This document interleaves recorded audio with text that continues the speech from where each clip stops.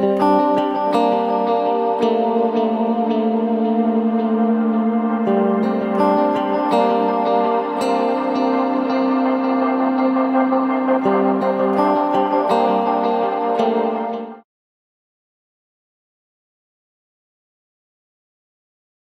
everyone, this is Danny and Karl with GetWisdom. Thanks for joining us today. We're going to continue with the channeling series, and we're going to get back to something that Karl and I have been doing from pretty early on in the series, and that's viewer questions for Creator. So you all have submitted to GetWisdom website. We have a special place there where you could submit questions that you may have for Creator, and Karl grabs those. We'll use those questions in this channeling today. So when Karl does the channeling today, he's going to be channeling Creator, not a typical channeling subject like we've done in the past. This is going to be a channeling with Creator, and we have 7 questions today, and these are all provided by our viewers. So thanks very much, and Karl, maybe you could kind of weigh in on this because we've done this for a while. It's been pretty interesting. It has been interesting, and it certainly honors our followers in giving them a chance to be heard. You know, this is one of the goals we've had all along with our GetWisdom website. We have a way for people to submit questions for Creator. We don't always get back to them with information or do it in a timely way because these build up and we have many pressing concerns and things we feel are priorities, projects we're doing, and maintenance and the pushing back of frontiers and so on. But many of these questions we get are insightful and significant. So one of the things I've noticed that happens too is that when I'm researching something, it's often a subject I know a fair amount about. And I'll be going to fill in holes or connect the dots to something else. And it tends to be focused and very explicit and fairly narrow in its reach as far as describing what I'm discussing with Creator. Whereas some of the questions we get from the viewers are more open-ended, broader based, because they're newer at this. They don't know all of our lore, so to speak, yet. Not that we can keep it all in our heads at this point. And as I look at the answers to the viewer questions, they're often excellent teaching tools for that reason, I think. Yeah.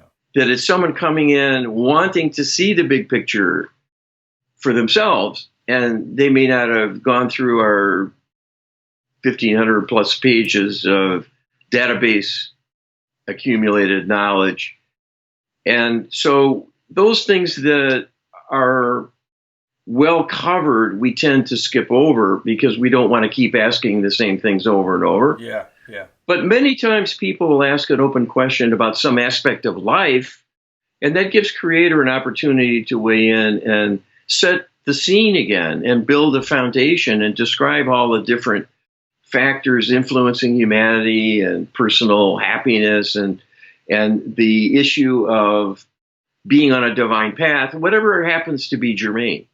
So these can be powerful and valuable to watch. And correct me if I'm wrong, but it's also true that Creator is going to look at the intentions they had in asking the question, and they're also their frame of reference, the context for the question. Creator already knows that, and the only caveat may be the limitations that may be imposed by just the channel with you and the vocabulary that you use in your perspective, and then maybe just the fact that it's Creator knows that the intended audience is not just you, not just me, but everyone who would potentially watch the video. So, I mean, that comes into play as well, right? With these viewer questions for Creator. It does, but there are always potential pitfalls or restrictions or caveats in this. And that is to the extent that my understanding of the question will have a majority rule kind of influence. Okay, all right. And that's for a variety of reasons. And it's basically, I'm the person showing up, actually presenting the question to Creator. So if I don't really understand myself the intention of the original requester, it might not get addressed to the same degree that the questioner might really like to see. Okay. This is one of the foibles of communication. Yeah. I'm sort of like the spokesperson, and if I don't get the message right and they deal with me as the spokesperson, that might be the limit of what can be offered. And that's come up in the channeling series in more general terms, just with my interest in some of these historical figures that for you are a bit obscure, and probably for our audience too. But that comes up as well, just because it's not an area of interest, it's an area of interest for me. For me, I'm the one out there, bird dogging the questions and everything. So, I think we still do quite well considering, and I expect the same will apply here. But for instance, we have one question today that's it's got quite a preamble because it's about a Spanish historian and Dominican missionary from 1474. So we have a question, that harkens back to that time. That's question number 3. Everybody's going to hear it pretty soon. But we're gonna have, there's quite a preamble on that because it's something I don't know anything about this guy, and you don't either. So we have to act. We're letting the questioner set the stage for the question, in hopes that will kind of flesh out things for you especially. Yeah. Well, it's important to keep in mind that my understanding of what the questioner is after will color things. Yeah. And that's usually not a problem, but it can be at times. Right. And also my bias and my prejudice as to what is possible, what is not, can weigh in as well. Mm-hmm. So, for instance, if I have a strong bias about the way things are, and the person asking the question is very open-minded and is considering other possibilities, the divine might have to stick with my more narrow expectation and set of beliefs. Okay. This is how channelers can act as a sort of choke point. Yeah. In preventing really novel, overturning paradigm level discourse. Okay. Because they're not really necessarily expecting that or looking for it. And that requires then the divine realm to jump out in front of them and take a lead. Mm-hmm. So this is how things can get lost in the shuffle. So it's not a perfect system. Yeah. But by and large, we do okay with it. Yeah. And it doesn't mean we're necessarily done forever with the subject either. Because sometimes I have assumed certain things aren't possible and come to consider maybe I was wrong. And at that point, if I go back and probe something I asked about previously, I'll get new answers now. Right. Because I myself have opened the door of possibility. Right. Okay. Yeah. So, forgive us our sins because we're only human here and our knowledge base is, obviously. Yeah. It's probably good news that we're willing to do this once a week because there's lots to uncover. Yeah. Yeah. Okay. Well, we have 7 questions, which could potentially make for a long channeling session. These are pretty good questions too. So maybe we should go ahead and get started. All right. I'm excited. I'm pumped. So let the wisdom roll. Okay. We'll call on Creator, and I'll take a moment to get in the state of consciousness I need and put safety around the work. I do it in a precise way. For that reason, I always go through Creator, no matter who or what I'm channeling, because Creator can connect me to the consciousness needed. And that gives me safety from interference from interlopers who want to jump in and take over when you do an outreach. And this is routine in our world.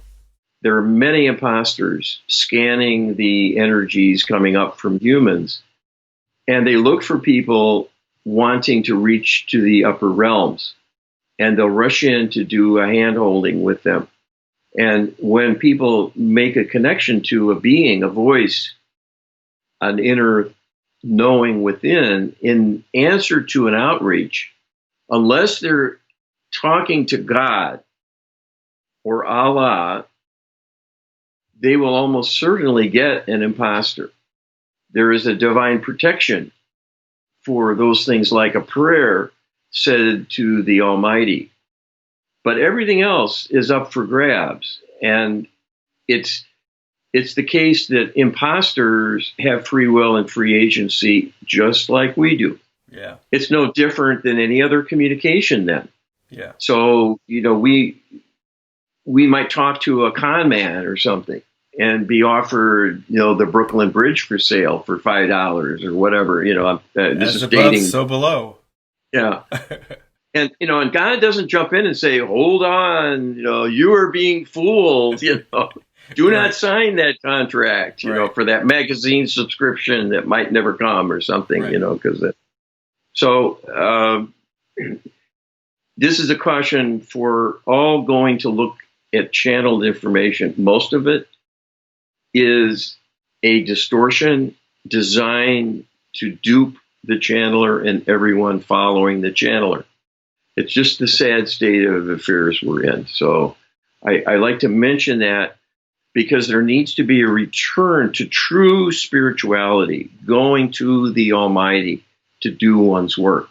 And to the extent channelers don't do that, they are going to be in la la land, fooling themselves and other people, assuming what they get is legitimate. And it might sound very convincing because the extraterrestrial psychics who do this, by and large, are very knowledgeable about humanity. They've been doing this for thousands of years, even back to the biblical times and before. And that's why a lot of the Bible has things in it that are not truly authentic. It was obtained the same way by a false channeled voice wanting to corrupt things. And all right, Okay. So enough of that. So Okay. we'll go ahead and start now. Okay.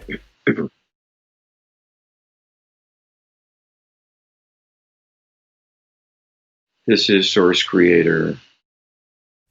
Thank you for joining us. If people never realize the whole truth about the world we live in, how can they be expected to try and help us make it better? This is certainly a doubtful, despairing question, but we understand the reasons for this question stated in these uncertain, fearful terms.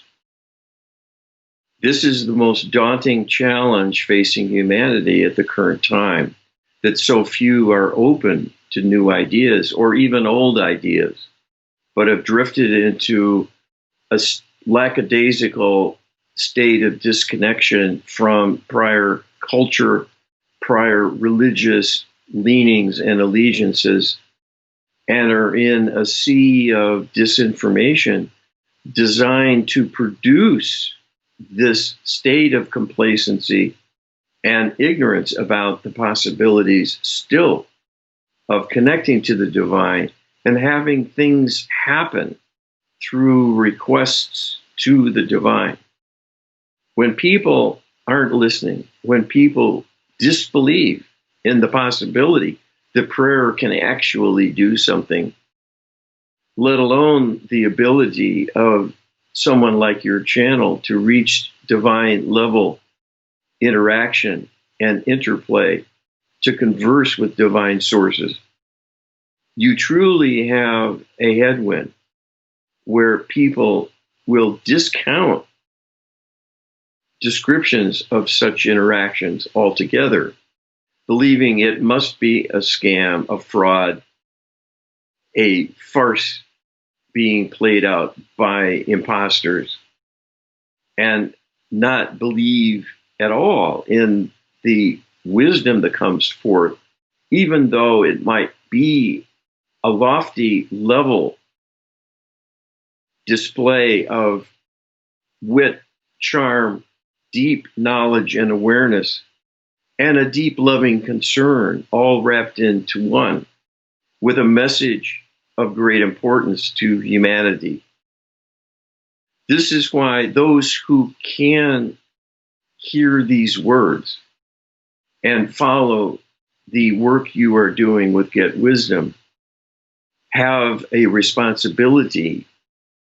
It is falling to those who are aware and awake in a true sense to carry the ball for the many others who are not. That is unfair, but is the reality.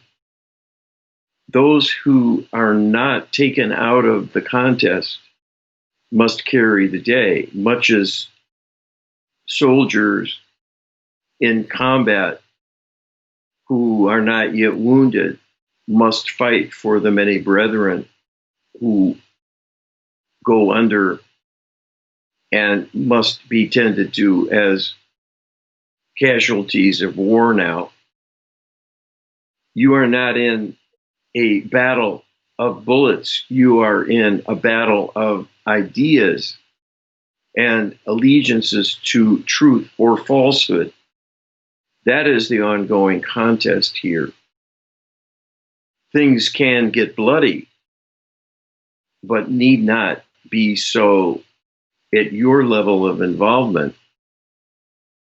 You need to be a beacon of light for others through how you live your life and what you do and say in sharing your wisdom with those around you. We understand this is often difficult and has hazards of its own. Most people wish to keep such things private inherently, rightly believing that one's religion is a personal matter and no one's concern.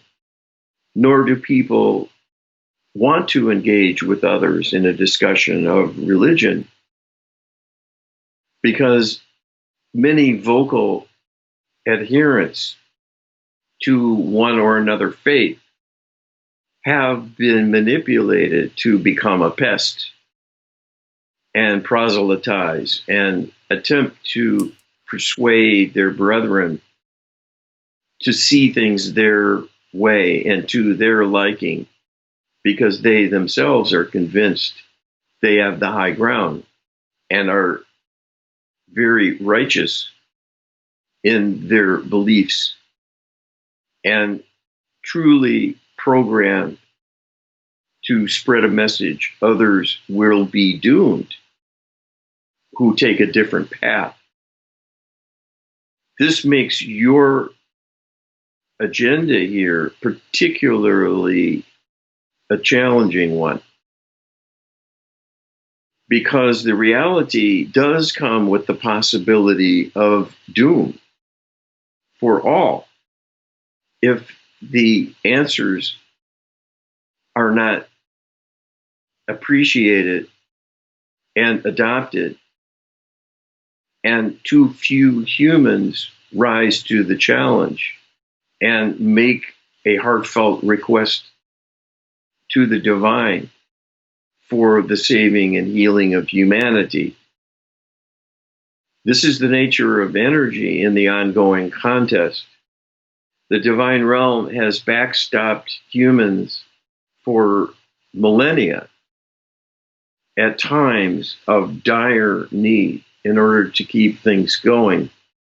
And this is solely because of the unfair nature of the contest to begin with, being that you are up against superior technological capabilities, not to mention the cohort of dark spirits corrupting many of you from within, sight unseen, in a grievous and diabolical fashion that few understand and few accept as even a reality. This is the most difficult of challenges one could devise.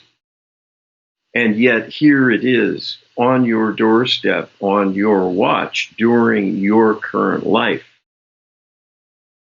You may not have another life to work on this problem if it isn't dealt with here and now within the next few years. So we say this not to dishearten further, not to add to the seeming impossibility of even motivating fellow humans to address the problem, let alone stand up to daunting opposition of an extraterrestrial origin. In fact, a collaboration of multiple extraterrestrial races who have co-opted many humans to work with them directly. So this further thins the ranks you might call on to help on the human side.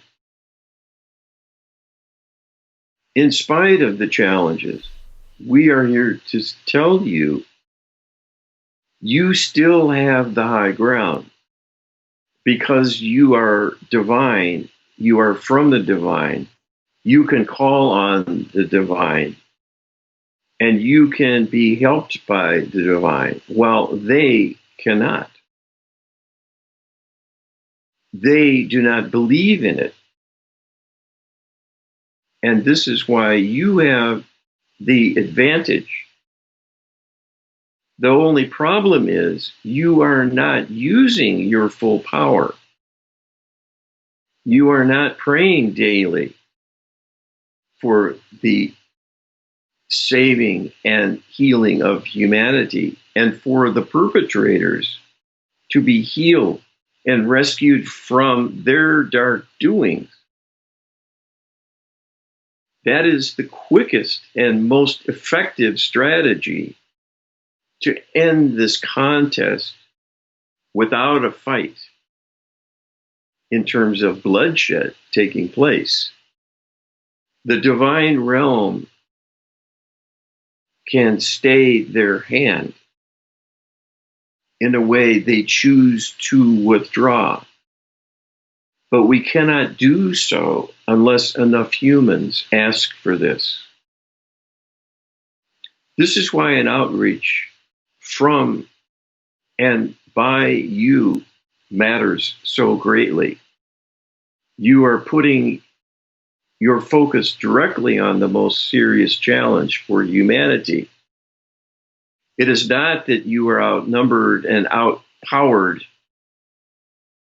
by a superior force working in opposition. It is that you are underpowered within your own ranks and underrepresented in the contest because so many humans are on the sidelines and have no say in the matter because they have been misdirected, misguided, and misinformed for so long. They are deaf to the message. You can wake them up. We can help you do so. But you must take the first step. You must always take some kind of action in order to have a divine intervention. We are sympathetic to the cause, but we cannot do it unilaterally. You do your part, and we will do ours, and together we will win the day. The workers through GetWisdom are doing their part. So it is wise of you to come here with your question because we have an answer, and it is simply to keep going. Keep sounding the alarm. Keep countering the dismissals, the incredulity, the naive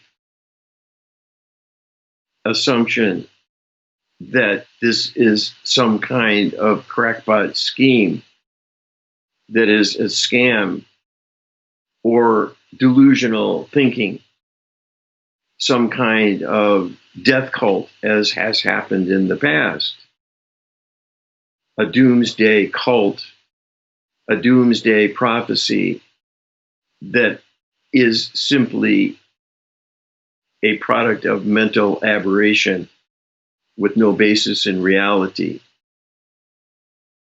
How clever the preparation has been to have so many precedents for false messages of those kinds coming forth again and again and again and again, to condition the public to dismiss any such message as falling in the same category, not meriting thoughtful, careful consideration, let alone embracing and devoting one's time and resources to. It is time for a change. The change must come through you and the like-minded who rally around the beacon from GetWisdom, broadcasting the truth of things to all with ears to listen. Okay, thank you. Where do people actually go when they have a near-death experience? Do they actually go to the divine realm, or do they go somewhere in the astral plane and are being deceived by spirit meddlers?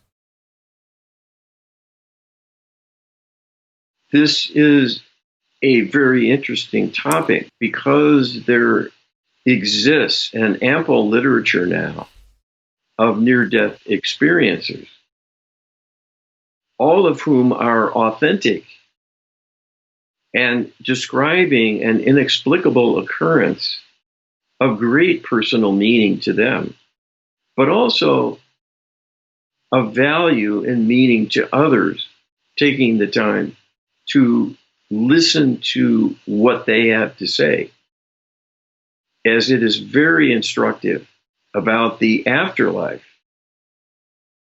In many respects, people can go a variety of places, or in effect nowhere, depending on the nature of the out-of-body experience in the moment when they emerge from the physical body with their consciousness and find themselves in another realm.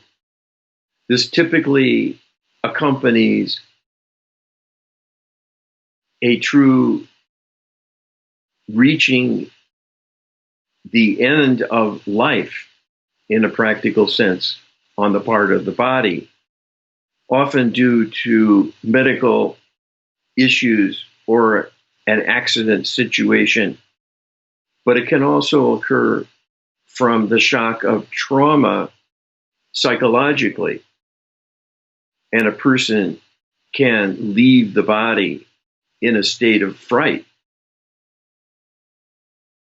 However the journey commences, and for however long it lasts, people can have a variety of experiences depending on their ability to connect with the higher realm or only the lower realm that they first emerge into. There is a progression in the vibrational state of the emerging soul consciousness. It first is on a very dense, low vibrational plane, almost identical to that of the physical body and physical existence. So in that respect, initially, the consciousness has only the wherewithal of the prior person and its perspectives. It may or may not preserve the ability to use any kind of sensing. In that way, it can be subject to manipulation by other consciousness that might see the emergence and use that as an opportunity to prey on them. The dark spirits always look for opportunity to find energy, and they prey on human beings. And oftentimes, someone in a near death situation has spirit meddlers already on board their energy field. And they may follow that consciousness or have compatriots waiting to commandeer their consciousness as it leaves the body, as they will be even more savage, those still out in the ether without a body to claim of their own, and will prey on human spirits in the so-called lower astral realm as a desperate oasis to provide energy to keep their own lives going. Those who never journey farther may enter a state of torment until they find their way back to the body once again, if it is being resuscitated, for example. If it is not truly their time to transition, this may be mandated by divine act for the life to resume by a reunion with the body once again, and the person will regain consciousness and may well have a memory of their sojourn outside the body, depending on what type of experience took place and the ability of their mind to make the connections. There may be a visit to the higher astral plane, in a sense, to a gateway level that is traversed by those transitioning successfully back to the light, so to speak. At that point, if it is not their time to exit life, they will be given coaching to return, and further ascension will be denied them. This is to safeguard their life journey. If it is not complete, they will be counseled and guided to return and finish things. And this may be recalled as well in some cases. There are many who have had this experience, even of seeing divine figures, former relatives, appearing to them and conveying such messages. These are authentic experiences, not recalled fantasy or dreams. This is an actual eyewitness account of a transition underway, meeting a particular end, and then a reversal of things to return to the body and continue the life journey. So the wide array of descriptions should not be taken as true of some skeptics as being interpreted as all fantasy, the product of a disordered thought process, perhaps of a body impaired in many ways, not conscious, oxygen deprived, a slowing metabolism, reaching a state barely alive physically, or in many cases where the body is clinically dead for a time. And there is a token resuscitation effort being done for the record with little expectation it will be successful. But in today's litigious society, wanting to have every T crossed and I dotted, so to speak, from a medical legal perspective, and then lo and behold, the body stirs the heartbeat restarts, breathing commences once again. And the doctors are shocked to see the life return.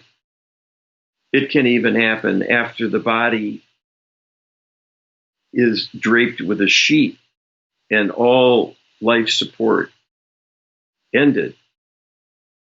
This happens more than people realize because it is rarely reported to anyone. And even if this takes place, there is no one wanting to do more with such accounts. The level of disbelief is too large that this has significance.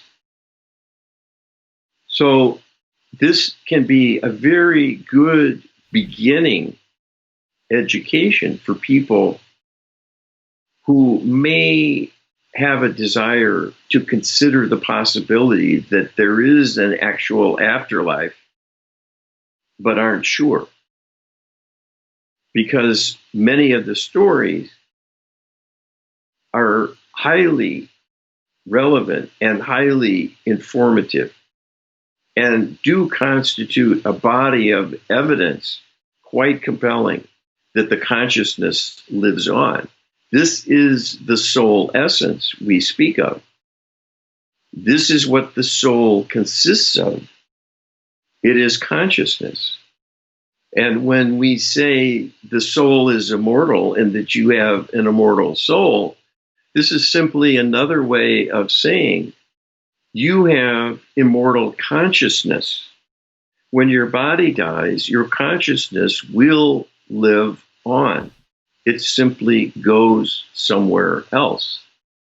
Where that is will depend on who you are in your current life with respect to level of awareness, level of vibration in terms of well-being, resiliency, level of energy, and whether you are in a spiritual alignment or in disarray for any number of reasons or neglect. So this is something we would encourage all to learn about and take seriously. You are immortal. Your consciousness will live on.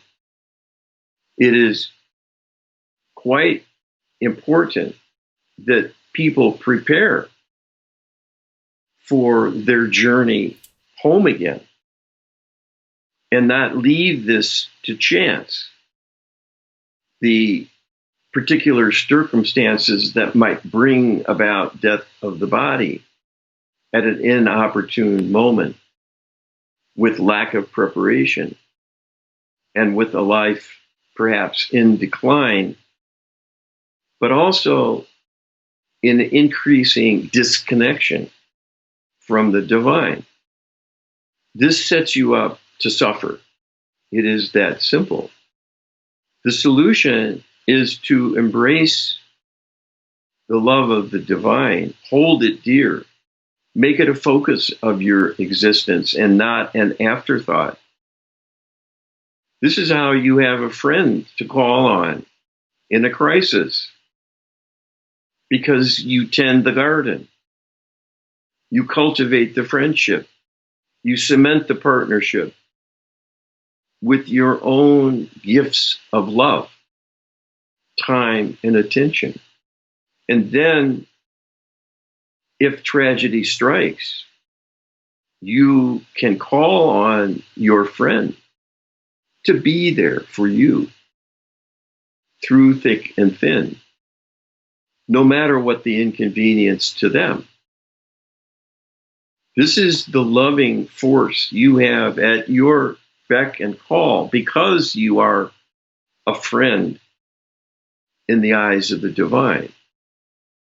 But all too often, not from your perspective. This is an invitation to everyone to rekindle that friendship. Make it real to you. because it is real. The more real it becomes to you, the more real we can be in how we respond to your interaction with us. This can be an extremely rewarding undertaking, but it must start from you and will only happen because of you and your active participation. Okay, thank you. Bartolomé de Las Casas, born in 1474, was an early Spanish historian and Dominican missionary who was the first to expose the oppression of indigenous peoples by Europeans in the Americas and to call for the abolition of slavery there. He narrated in his chronicles to witness the indigenous women giving birth painlessly and with pleasure. The body of woman, so beautifully designed, presents a great difficulty in the physiological act of childbirth being the cause of so many deaths through history. Was this another side effect from the downgrading of humanity? What is the origin of the biblical curse, "You will give birth to your children with pain"?